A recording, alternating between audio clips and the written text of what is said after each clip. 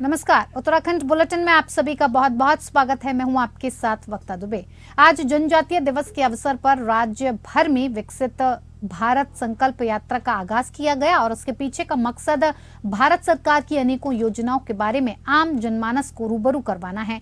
विकसित भारत संकल्प यात्रा के प्रचार प्रसार के लिए तैयार किए गए मोबाइल वैन को आज राज्यपाल गुरमीत सिंह ने हरी झंडी दिखाकर रवाना किया और इस दौरान कैबिनेट मंत्री सुबोध उनियाल, रेखा आर्या, राज्यसभा सांसद नरेश बंसल सहित तमाम लोग मौजूद रहे। आज संकल्प विकास यात्रा का रथ जनपद देहरादून के धूलकोट और टिपरपुर के आयोजित कार्यक्रम में जाकर लोगों को जागृत करने का काम करेंगे और इस दौरान राज्यपाल गुरमीत सिंह ने कहा कि यह यात्रा 15 नवंबर से आगामी 26 नवंबर तक पूरे प्रदेश में आयोजित की जाएगी, जिसमें राज्य के अंतिम व्यक्ति तक योजनाओं का लाभ मिले। और इसके साथ ही राज्यपाल गुरमीत सिंह ने झारखंड के स्थापना दिवस की भी शुभकामनाएं दी।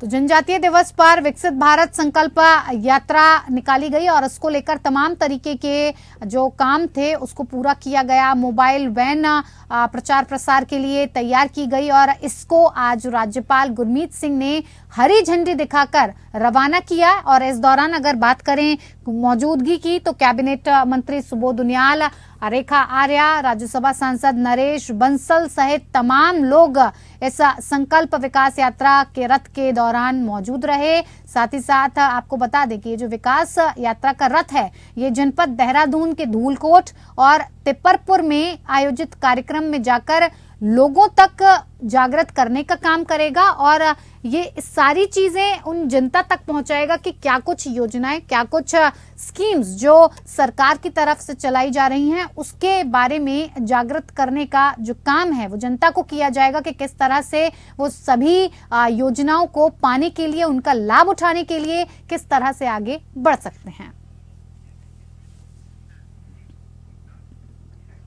उत्तरकाशी हादसे को लेकर सरकार लगातार राहत और बचाव का फीडबैक ले रही है। वहीं शासन की तरफ से अपर मुख्य सचिव राधा रतूड़ी और गढ़वाल कमिश्नर विनय शंकर पांडे को पूरे ऑपरेशन को लीड करने की जिम्मेदारी दी गई है। वहीं इस विषय पर भाजपा का कहना है कि सरकार लगातार अलर्ट मोड पर काम कर रही है। जल्द ही हम टनल में फंसे 40 मजदूरों को रेस्क्यू कर लेंगे। भाजपा प्रदेश प्रवक्ता विपिन कैंथोला ने कहा कि गृह मंत्रालय और पीएमओ लगातार घटना पर नजर बनाए हुए हैं। कैंथोला ने कहा कि मुख्यमंत्री के नेतृत्व में उत्तराखंड शासन के तमाम अधिकारी इस समय ग्राउंड जीरो पर हैं। हमारा प्रयास है कि जल्द से जल्द सभी मजदूरों को टनल से सुरक्षित बाहर निकाल लिया जाए।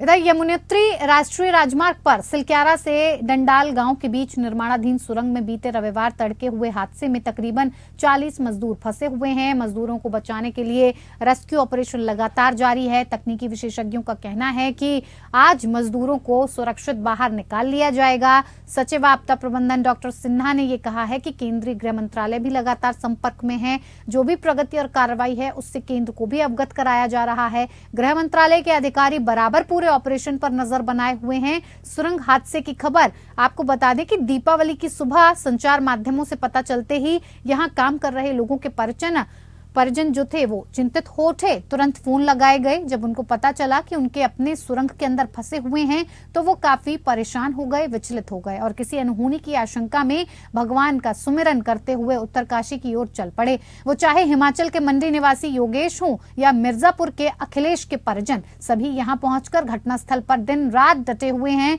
सुरंग में फंसे मजदूरों की हालत भी अब बिगड़ने लगी है। उधर से कुछ लोगों में बुखार, बदन दर्द और घबराहट की बात बताई जाने पर अधिकारियों ने तुरंत दवाएं पाइप के जरिए भेजना शुरू कर दिया है और एक पर्चे में उन्हें यह भी बताया है कि किस तरह से उन दवाइयों को लेना है। इसके साथ ही उन्हें चने, बादाम इत्यादि भी पाइप से भेजे जा रहे हैं। हालांकि बाहर खड़े उनके साथियों का धैर्य अब जवाब देने लगा है। वो हंगामा करने की भी बात कहने लगे हैं।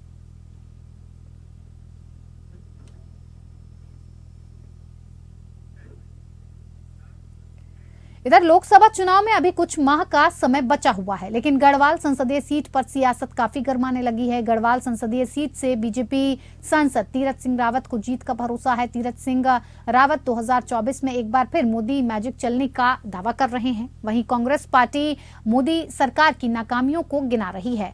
2024 लोकसभा चुनाव के रण में कांग्रेस के दावेदार अभी से अपनी ताल ठोक रहे हैं। यहां से पूर्व IAS सुंदरलाल मयाल का कहना है कि कांग्रेस हाईकमान ने उन पर भरोसा जताया तो गढ़वाल संसदीय सीट कांग्रेस के पाले में होगी। हालांकि 2017 और साल 2022 के विधानसभा चुनाव में भी कांग्रेस नेता सुंदरलाल मोयाल टिकट की आस कांग्रेस हाईकमान से लगा रहे थे, लेकिन उन्हें टिकट नहीं मिली।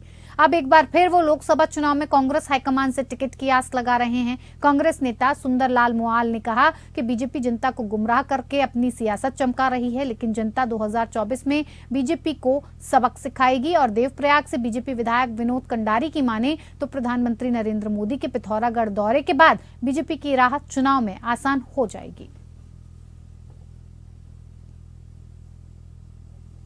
पार्लियामेंट के अंदर जो समय रहता है उसको छोड़ करके शेष बाकी मैं क्षेत्र में घूमता रहा हूँ। आज से नहीं, पहले से मेरा एक रहा है। बल्कि मैं तो कहता हूँ समय कम मिलता है पार्लियामेंट के कारण। लगातार एक डेढ़ महीने का हाउस चल रहा है और नियमित इस तरह का जो चलता है। फिर कमेटियों का दौरा होना, भिन्न स्टेट में अध्ययन दल हमारा जाता है और 10-15 दिन बाद कमेटी की मीटिंगें बिल्डिंगें होती हैं, तो उस हिसाब से समय कम मिल पाता है। लेकिन जो समय मिलता है वो मेरा क्षेत्र के लिए होता है, जनता के लिए होता है और यहाँ के विकास के कार्यों को किस तरह सारा होता है। ये अपना है तो नई बात नहीं। और अभी भी मैं लगातार शायद कोई ऐसा क्षेत्र हो जहाँ मैं न गया।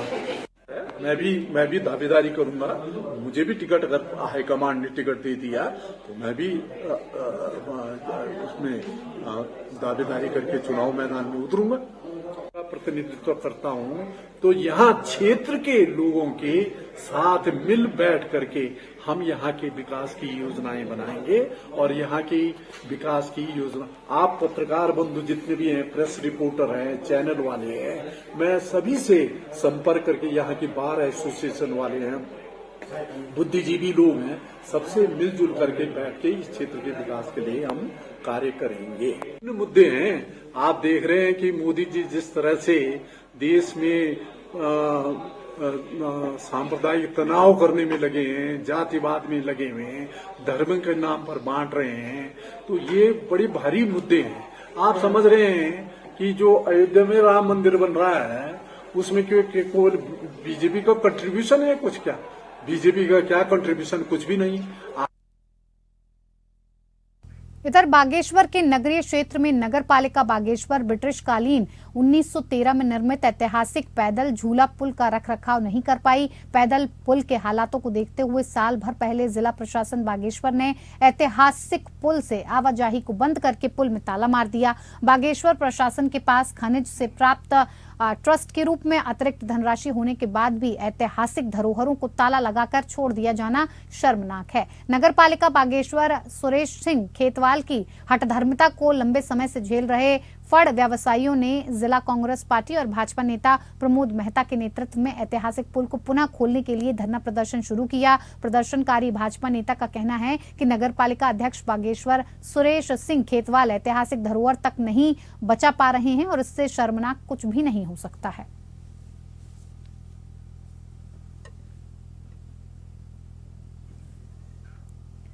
इधर एक तरफ कांग्रेस अपना जिला सम्मेलन 16 नवंबर से शुरू करने जा रही है, तो वहीं दूसरी तरफ बीजेपी संगठन ने नवंबर माह से अपने सभी कार्यक्रम स्थगित कर दिए हैं। अब दिसंबर के पहले हफ्ते से उनके कार्यक्रम शुरू होंगे। बीजेपी अनुसूचित जाति और जनजाति सम्मेलन करने वाली है, जिसे दिसंबर माह में किया जाएगा। कार्यक्रमों को पीछे करने के पीछे जो वजह बताई जा रही है उसमें अन्य राज्यों में चुनाव, लगातार त्योहार और शादियों का सीजन होना बताया जा रहा है।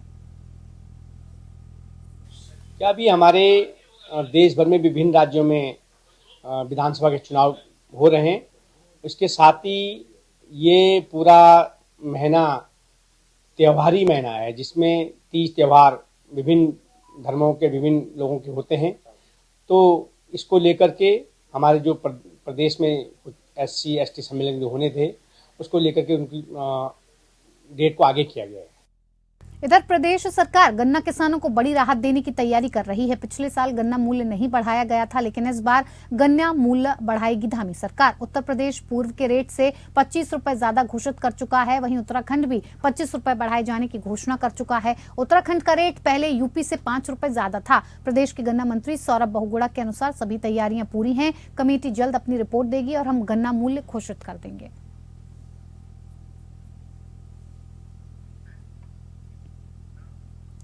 समान नागरिक संहिता कानून का ड्राफ्ट कमेटी ने सरकार को सौंप दिया है और इस बात की जानकारी कैबिनेट मंत्री सौरभ बहुगुणा ने दी है। उन्होंने कहा है कि जल्द ही विधानसभा का विशेष सत्र बुलाकर इसको टेबल पर रखा जाएगा। उधर कांग्रेस ने कहा है कि जब बिल विधानसभा के पटल पर रखा जाएगा तो ये भी साफ हो जाएगा कि ड्राफ्ट में क्या कुछ प्रावधान किया गया है और इस पर कांग्रेस के विधायक सदन पर अपनी प्रतिक्रिया जाहिर करेंगे।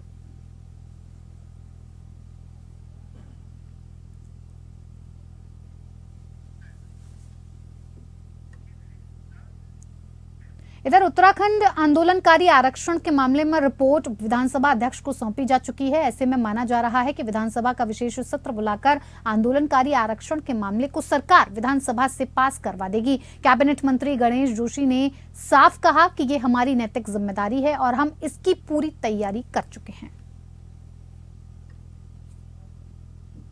देखिए, निश्चित ही क्योंकि सरकार का रुख उसके लिए पॉजिटिव है और वास्तव में आज हम मंत्री हैं, विधायक हैं, मुख्यमंत्री हैं तो इन्हीं आंदोलनकारियों की वजह से हैं और जो 10% क्षति आरक्षण का मामला निश्चित उसका भी समाधान है। रुड़की के एक गांव में दहेज के लिए एक लड़की का रिश्ता तोड़ दिया गया। मामला मंगलोर रोड पर स्थित एक गांव का है, जहां शादी के कार्ड बंट जाने के बाद दहेज के लिए एक लड़की का रिश्ता तोड़ा गया है। पुलिस में की गई शिकायत में एक भाई ने ये बताया है कि उसकी बहन का रिश्ता मुजफ्फरनगर निवासी के युवक के साथ हुआ था। आरोप है कि 3 दिसंबर को शादी थी, शादी के कार्ड भी बांटे जा चुके थे, लेकिन अब ससुराल के पक्ष वालों ने दहेज की मांग कर रहे थे और लड़की के घर वालों ने दहेज देने से मना कर दिया। दहेज की मांग पूरी ना होने पर ससुराली पक्ष ने रिश्ता तोड़ लिया। आज पीड़ित व्यक्ति ने पुलिस को तहरीर दी और आरोपी लोगों पर कार्रवाई की मांग की है। पुलिस फिलहाल मामले की जांच पड़ताल कर रही है।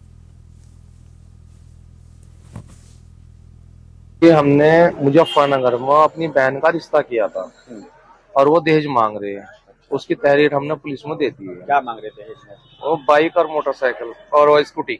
अच्छा, जो मैं नहीं दे सकता। क्यों नहीं दे सकते? मैं चाय की ठेली लगाता हूँ और पहले उन्होंने ऐसी कोई मांग नहीं की थी और अब मांग कर रहे हैं इन चीजों की और वो मैं दे नहीं सकता। उसकी वजह से उन्होंने रिश्ता तोड़ा और एक मैं डायलिसिस पर हूँ, इसलिए उनको ये बात का पता लगा, इसलिए उन्होंने रिश्ता तोड़ा। शादी कब है? शादी 3 दिसंबर की है।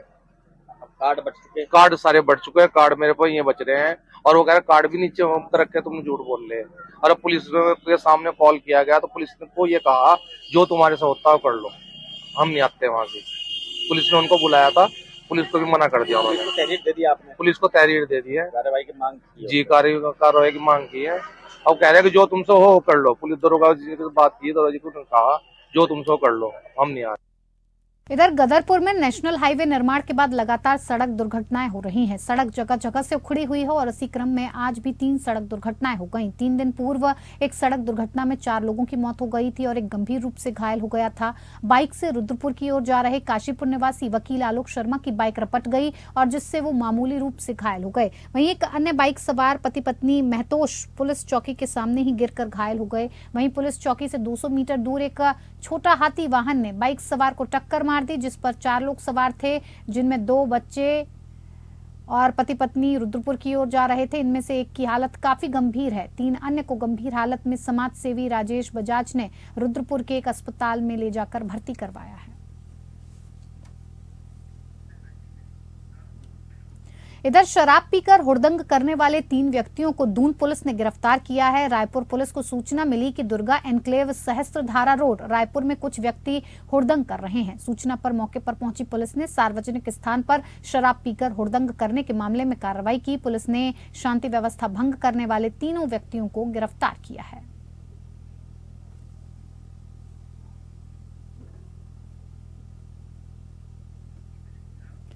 इधर गदरपुर पुलिस ने एक युवक को चोरी की 2 बाइकों के साथ गिरफ्तार करके जेल भेजा। थाना अध्यक्ष राजेश पांडे ने बताया कि ज्ञान विहार मोड़ और अनाज मंडी से एक बाइक चोरी हुई थी, जिसकी बरामदगी के लिए गदरपुर पुलिस प्रयास कर रही थी। आज इसी मामले में एक युवक को दिनेशपुर मोड़ पर आते हुए देखा तो वो अपने डॉक्यूमेंट नहीं दिखा पाया। सख्ती से पूछताछ करने पर युवक ने बाइक चोरी की बात कबूल की। पुलिस ने युवक से चोरी की एक और बाइक बरामद की है। पकड़ा गया युवक का इससे पहले भी कई बार वाहन चोरी कर के ले जा चुका है और जेल जा चुका है।